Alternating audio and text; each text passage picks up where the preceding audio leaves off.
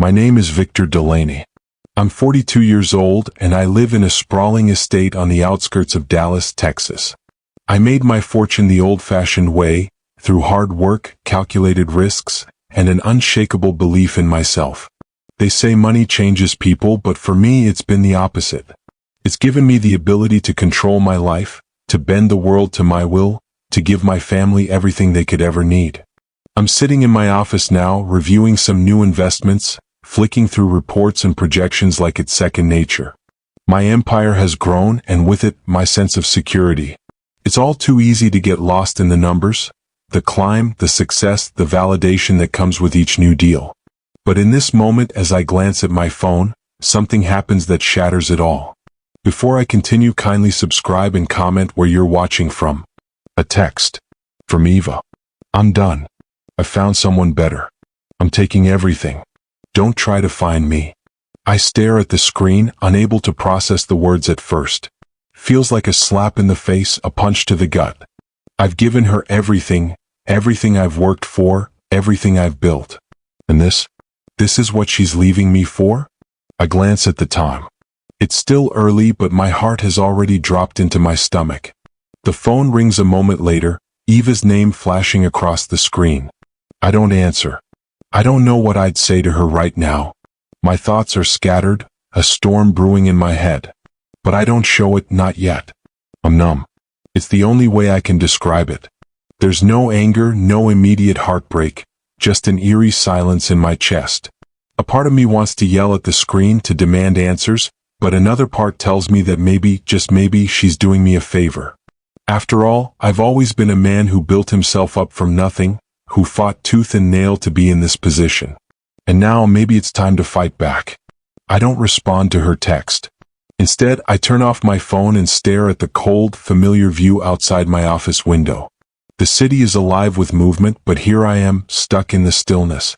Alone. I don't know yet what comes next. All I know is that whatever it is, it's not going to be pretty. I look at the message again, hoping, no, praying, that it was some kind of mistake. Maybe my eyes are playing tricks on me, or maybe it's a bad joke. But no. There it is in black and white, staring me down. I'm done. I found someone better. I'm taking everything. Don't try to find me. My heart skips a beat and my throat tightens.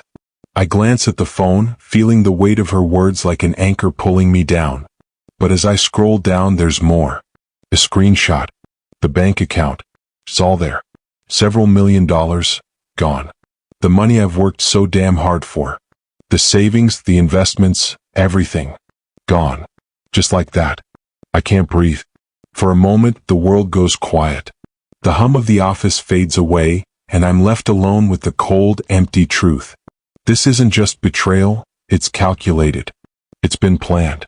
My mind races, but my body stays frozen. I can't even muster the energy to feel the anger. Instead, it's just shock. Cold, paralyzing shock. I take a deep breath and exhale slowly. Calm. Focused. That's who I am. That's who I've always been.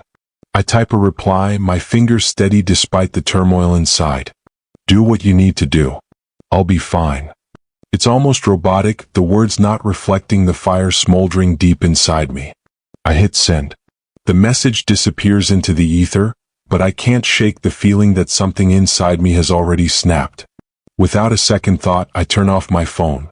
I don't want to hear anything else from her. I don't need her empty excuses or manipulative pleas. I've built an empire, and it wasn't on the back of someone who would rip it all away without a second glance. No, the world doesn't get to see my pain. Not today. Not ever. The next day I wake up like any other. The sun barely breaks through the blinds, but I don't feel tired. I'm running on autopilot, moving through the motions. I put on my suit, grab my coffee, and head out the door without a word. The drive to the office is the same as always, but the silence feels heavier. It's not just the stillness in the car. It's inside me too. I don't say anything about Eva to anyone. No one knows what happened. I don't need their pity, and I certainly don't want their questions. People in this world have a tendency to smile when they ask, "How are you doing?" But I know better than to answer honestly.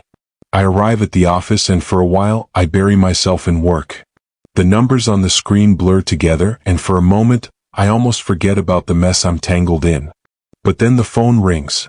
My attorney's name flashes across the screen. I answer, expecting routine business, but instead he drops a bombshell. Victor, I just saw the paperwork. Eva's filed for divorce. She's claiming that you've been emotionally absent. She's accusing you of neglecting your marriage because of your long hours. The words hit me like a punch in the gut. I don't even flinch. It's almost laughable. Emotionally absent?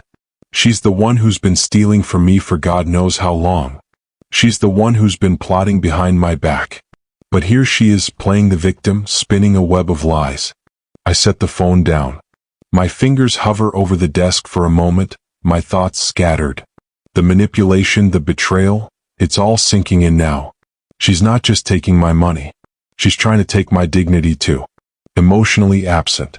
The phrase repeats in my head, mocking me. I know what's coming next. She'll try to paint me as the villain, the cold, distant husband. And the worst part? People will believe her. I don't let the anger bubble up just yet. I've learned how to keep that locked down. But something shifts inside me. This isn't just about her anymore. It's about me reclaiming what's mine. And I'll be damned if I let her destroy everything I've worked for without a fight. I take a breath and move forward. There's work to be done. But this time it's not just business. It's personal. And Eva will learn just how far I'm willing to go. The office feels colder than usual as the day drags on, but my mind is elsewhere, already calculating my next move. I know Eva's game and I know exactly how to beat her at it. I've spent my life building an empire. No one is going to tear it down, least of all her. I pull my phone out and dial the number I've memorized without thinking. Liam. My cousin. He's been the quiet one in the family, always behind the scenes with the numbers, the spreadsheets, the fine print. He's good at what he does, damn good, and right now I need him more than ever. He picks up on the third ring. Liam, I say, keeping my tone neutral, businesslike. I need you to do something for me. It's time to activate Protocol Frost. There's a pause on the other end of the line, just long enough for me to hear his breathing. He knows what that means. He doesn't ask questions. Liam never does. Got it? He replies simply, his voice steady. Send me the documents. I already have everything ready. In a moment, the transfer begins. A few taps and the files are on their way. Legal papers, account records, contracts, everything that will secure my fortune. Everything that'll keep Eva from touching a dime that doesn't belong to her. You know the drill, I add. We make sure she doesn't get a thing. No loopholes. No tricks. Make it irreversible. I'll handle it, Liam says. I'll get to work immediately. The line goes dead and I sit back in my chair, staring out the window at the city skyline. It's strange, but I'm calm now. There's no panic, no rush. The chessboard is set, and all that's left is to let the pieces fall into place. Eva won't know what hit her. I don't need to explain anything to Liam. My actions speak louder than any words I could say. Operation Frost is in motion and it's going to hit hard. I won't let her destroy me, not financially, not emotionally, not in any way. There's a sense of cold determination settling over me, as if I've crossed some invisible line. I'm not just protecting my wealth anymore. This is personal. And by the time this is over, she'll realize that betrayal has its price. I turn off the phone, my grip tightening around it for a moment before I set it down. It's time to take the fight to her. As I sit in the quiet of my office, the weight of everything begins to settle in. My mind drifts back, not to the cold betrayal I'm facing now, but to the beginnings of it all, the first time I met Eva. I was just a young man back then, hungry for success, but still far from the man I am now. She was different from anyone I'd ever met. She was raw, unpolished, but with a fire inside her that matched my own. I saw the potential in her and I couldn't look away. She was living in a rundown apartment in the heart of the city, struggling to survive. I remember how she seemed invisible to the world, just another forgotten soul, but to me she wasn't. I offered her a chance, something most people would have never given her. I brought her into my life, took her out of the chaos she lived in, gave her the comfort and security she'd never known. I gave her everything. The penthouse, the car, the vacations, the designer clothes, the life of luxury. I thought I was building a future for both of us, a future I thought we both wanted. In the early days, everything felt perfect. I'd come home after long hours, and there she was, her smile lighting up the room, her laughter filling the spaces in my life I didn't even know were empty. We'd talk about everything, about our dreams, about the life we'd build together. She was my escape from the grind, from the world I worked so hard to create. I thought we were a team. But as the years went by, something changed. I couldn't pinpoint the exact moment, but I started to feel the distance grow between us. My work became more demanding, my schedule longer, and every time I came home, it seemed like there was more silence, more tension. Eva started complaining about the late nights, about my absence. At first, I thought it was just stress, maybe a little jealousy of the success I was chasing. But it didn't stop. It got worse. Her voice would rise in frustration, her words more biting each time. "You're always gone. You don't even see me anymore. You don't care." I tried to explain, tried to show her how much she meant to me, but the more I worked, the more she pulled away. I made sacrifices to build the life we had, but in her eyes, it was never enough. And then, the cracks in our relationship began to show. She was no longer the woman I had rescued from the streets. She had become someone else, someone I didn't recognize. Her charm, her warmth, her loyalty, all of it slowly slipped away. In its place there was suspicion, resentment, and then silence. I tried to fight it. I tried to make it work. But as the years wore on, it became clear. I couldn't fix it. I was too busy with my empire, and she was too busy with something else. I should have seen it then, but I didn't want to. I wanted to believe that the woman I had built a life with was still there. Now, looking back, I realize how blind I was. Eva had changed long before the betrayal. It wasn't just about me working too much. It was about her own desires I couldn't fulfill no matter how much I gave her. She wanted more than what I could offer. She wanted a new life, a new man, and when she found him, it was over. I was just a stepping stone, a source of wealth and security, not the partner she had promised to be. The truth hits me like a cold wave. I never saw her for who she really was until now. And now, as I face the aftermath of everything, I realize this wasn't just a marriage. It was a transaction. And she had played me like a fool. The past is in the past. But the damage is done. The betrayal stings, but it also fuels something inside me. It's time to end this game, and I'm no longer interested in playing by her rules. I thought I had seen it all, the lies, the manipulation, the quiet buildup of tension. But this was something I never expected. After the shock of her text and the divorce filing, I knew I had to act fast. I spent the next few days sifting through the accounts, pulling together every financial record, every transaction. I needed to understand exactly how far Eva had gone. It was like peeling back the layers of a carefully constructed lie. And what I uncovered was nothing short of catastrophic. I started with the joint account. At first, it seemed like everything was normal. But then, as I dug deeper, the numbers began to jump out at me. Transfers, large ones, moving money from our shared savings into an account I didn't recognize. The transactions were recent, almost as if she was in the process of cleaning me out. And then I found it, her new account. There was no mistake. She'd opened it under her name, a separate entity, with the clear intention of taking everything that was mine. It wasn't just the money in the joint account, though. Eva had been meticulous, almost surgical, in how she drained our finances. I started noticing patterns, small loans she'd taken out in the past few months, all paid off with funds from our account. But then I found something that made my blood run cold, a loan, a big one, on our house. Our house. I sat back in my chair, staring at the screen, unable to move for a few moments. She'd forged my signature. Not only had she taken out a large loan in my name, but she'd done it without my knowledge, using my identity to secure the funds. She'd sold me out. My own home was now at risk. The documents were there in black and white, a trail of lies and deception laid out before me. I trusted her. I had given her everything. And she had taken it, every last cent, as if it was hers to begin with. I could feel the anger rising now, but I didn't let it show. I couldn't afford to let emotions dictate my next move. I had to be precise, calculated. Every step I took from here on out would be to make sure she didn't get a single penny of what was mine. The financial betrayal shook me, yes. But more than that, it made everything clear. Eva had never been interested in the man I was. She'd been interested in what I could give her.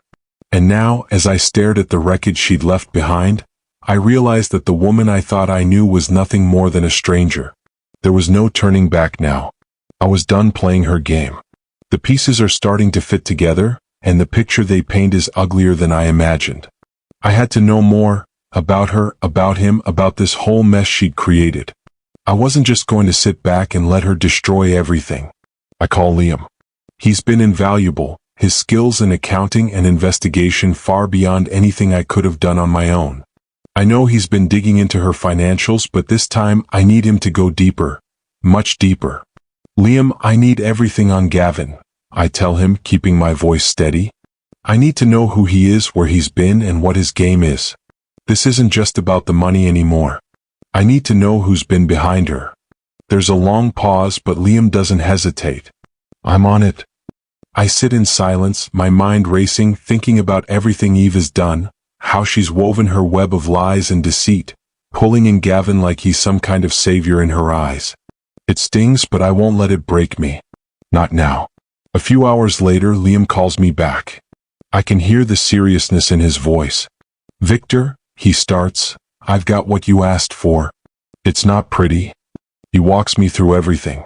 Gavin, it turns out, has a history, a pattern really, of targeting emotionally vulnerable, wealthy women. It's like he's some kind of con artist who specializes in finding the weak spots of rich women, making them believe he's their knight in shining armor. He'd charm them, get close, gain their trust, and when they were fully under his spell, he'd help them clean out their bank accounts, leaving them broken and empty. I can't believe what I'm hearing. Eva wasn't just some innocent victim who fell for a smooth talker. She had been fully aware of what she was doing.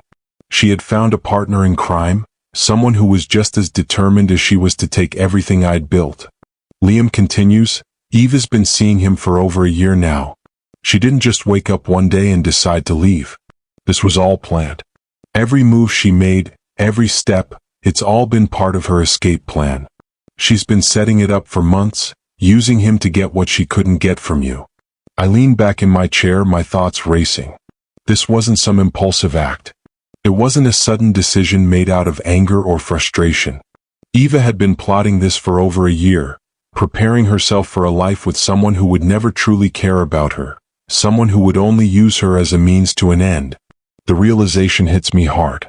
This wasn't just a betrayal of my love, my trust. It was a complete and utter betrayal of everything we had built together. She didn't just want out of our marriage. She wanted to erase me from her life entirely, to strip me of everything, and in doing so, she thought she could escape with Gavin. I rub my temples, trying to hold back the rage bubbling beneath the surface. The anger is sharp, but it's also mixed with something darker, disgust. Eva had played me, yes. But more than that, she had used me, manipulated me for her own selfish gain. And now she was on her way to doing the same thing to Gavin. But I wasn't going to let her get away with it. Not now. Not ever. Get everything you can on him, Liam, I say, my voice low and controlled.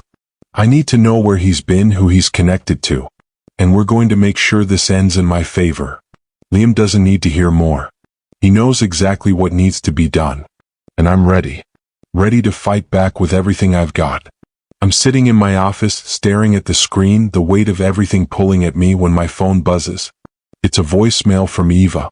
I know what this is before I even listen to it. The calm, manipulative tone she's perfected over the years. I've heard it enough times to recognize the game she's playing. For a moment, I hesitate. Part of me doesn't want to hear her voice, doesn't want to be pulled back into the chaos she's created. But the other part of me is curious. Maybe there's something I missed. Maybe there's something in her words that will give me the upper hand. I tap the voicemail and her voice fills the air. Victor, she says, her tone sweet, almost pleading. I know we've had our differences, but this isn't helping anyone. You need to call the bank. They've frozen the funds and I don't know what's going to happen next. We need to fix this, for both of us. Please just help me out with this one thing.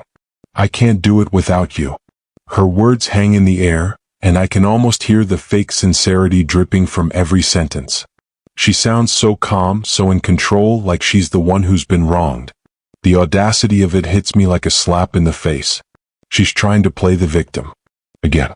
She knows exactly what she's doing, twisting the narrative to make me feel guilty, to make me believe that I'm somehow responsible for the mess she created. The funds she stole, the lies she told, the deceit she orchestrated, none of it's her fault. It's all on me. As I listen, I can feel the anger rising in my chest. But something else, something darker, starts to settle in. I see it now crystal clear. This wasn't just a mistake or a moment of weakness. This wasn't just about money or a lover. No, Eva's betrayal runs deeper than I thought. She's not just trying to manipulate me into releasing funds. She's trying to control the narrative, to rewrite history in a way that makes her the hero and me the villain. She wants me to believe that if I help her, we can somehow put the pieces back together, like none of this ever happened. But I know better now. I know exactly who she is. The betrayal is worse than I ever imagined. She didn't just steal from me, she took the trust one had in her and twisted it into something vile. And now she's asking for my help, pretending that we can somehow fix this together. It's laughable.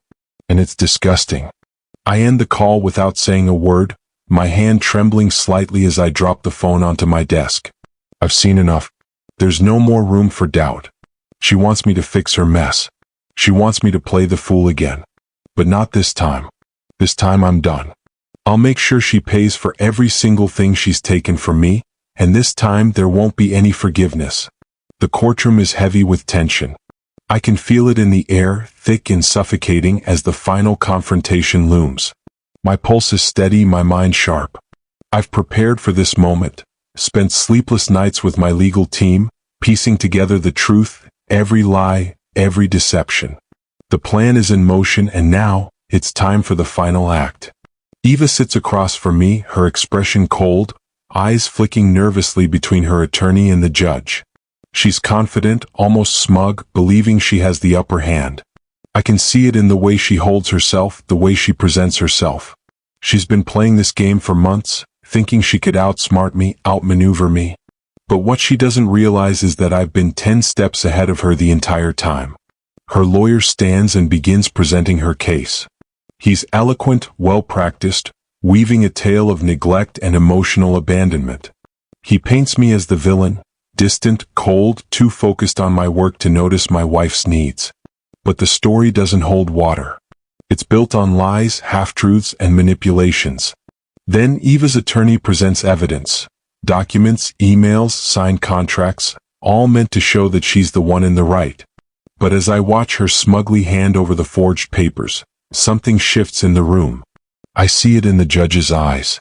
There's a flicker of doubt. It's my turn. I rise from my seat, my hand steady as I hand over the evidence. I can almost feel the weight of every document as I place it on the table in front of the judge. The stack of emails, bank statements, phone recordings, everything I've meticulously gathered to expose her lies. The silence in the room is deafening as the judge begins to go through the documents, each one revealing the truth about Eva's deceit, the transactions she tried to hide, the forged signatures on the loan documents, the secret bank accounts she opened, the emails where she discussed her plans with Gavin. I watch as the judge's face shifts, his expression growing more serious with every new piece of evidence. I can feel Eva's eyes on me, but I don't look at her. She knows the game is up. She knows her carefully constructed web of lies is falling apart. The judge finally sets down the last document, looks up at her lawyer and then at Eva. The room is still, every breath held in anticipation. I have reviewed the evidence, the judge says, his voice firm.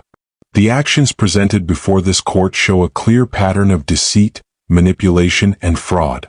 Eva Delaney's claims are not only unsupported but are built on a foundation of dishonesty. The court will not entertain further claims from the petitioner. Eva's face pales, her expression turning to one of disbelief.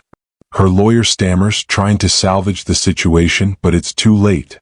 The judge's decision is final. In light of the evidence, the judge continues, I rule in favor of Victor Delaney. Eva Delaney's claims are denied, and her attempt to take financial advantage through fraud is dismissed.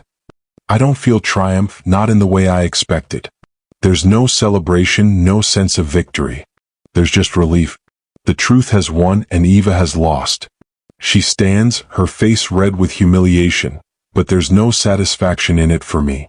She tried to tear me down, to take everything I had, but in the end it wasn't about money. It was about the principle. It was about making sure she didn't get away with it. As I walk out of the courtroom, my legal team surrounding me, I feel the weight of the past few weeks lift from my shoulders. But it's not over yet. Eva may have lost today, but I've learned enough about her to know that there's always a price to pay for betrayal. And I'm just getting started. The sun is low in the sky as I stand outside the courthouse, the cool breeze brushing against my face. The streets are busy, life moving around me as if nothing has changed. But I know better. My life has changed. The weight of the past few months, the emotional toll, the endless hours spent gathering evidence, fighting for what's mine, it's all finally lifting. I can feel the air clearer now, as if the heavy fog that's clouded my mind for so long has finally begun to dissipate. I've reclaimed everything. Not just the wealth that Eva tried to take, not just the assets she thought she could walk away with, but my dignity, my self-respect, and most importantly, my peace of mind. For the first time in a long time, I can breathe without the suffocating pressure of betrayal. Eva's lies, her manipulations, they have no hold on me anymore. I gave her everything. I took her from the slums, gave her a life of comfort, security, love. And in return she betrayed me. But now I realize she was never the problem. The problem was me letting her hold that power over me for so long. I take a deep breath, and for the first time in months, I don't feel anger bubbling beneath the surface. There's no more bitterness, no more rage at the injustice. There's just calm. A strange, quiet acceptance. I gave her everything and she chose to destroy it. But I'm still here. And now it's my turn to rebuild, not just the empire but my life. My future. And this time I'm not looking back. I take a final look at the courthouse before I turn away, walking through a new door, one that leads to a life that's no longer weighed down by the past.